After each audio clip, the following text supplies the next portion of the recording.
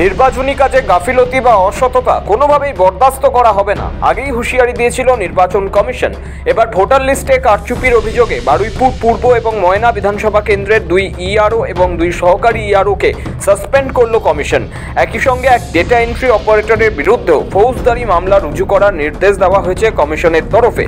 সূত্রের খবর, ভোটার তালিকা সংক্রান্ত একাধিক গুরুতর অনিয়মে যুক্ত থাকার প্রমাণ মিলেছে অভিযুক্তদের বিরুদ্ধে। তারা দায়িত্বপ্রাপ্ত থাকাকালীন ভোটার তথ্য যাচাই এবং সংশোধনের প্রক্রিয়ায় অসততা ও উদ্দেশ্য প্রণোদিত কারচুপি করেছে বলে প্রাথমিকভাবে মনে করা হচ্ছে। তাই কমিশনের নির্দেশে তাদের সাময়িক বরখাস্ত করা হয়েছে এবং তাদের বিরুদ্ধে এফআইআর দায়ের করা হয়েছে।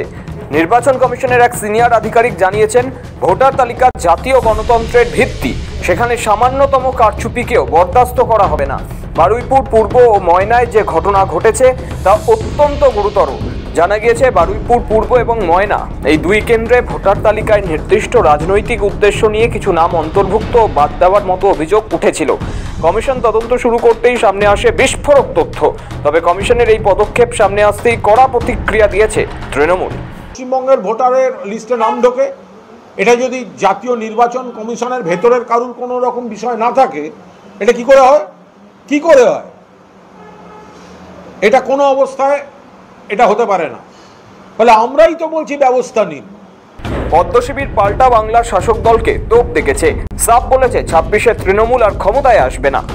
বিভিন্ন জায়গায় ফেরিঘাটের নামে নদী পারাপার করবার জন্য জিনিসপত্র বসিয়ে দেওয়া, তৃণমূল কংগ্রেসের অকারণের কেন্দ্র বিরোধিতার কারণে এবং শুধুমাত্র খেলামেলার দিকে মন দেওয়ার কারণে মানুষের দৈনন্দিন জীবন যন্ত্রণা থেকে এই সরকার নিজেকে দূরে সরিয়ে রেখেছে।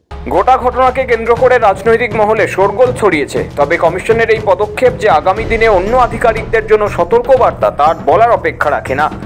ব্যুরো রিপোর্ট, সময়, কলকাতা।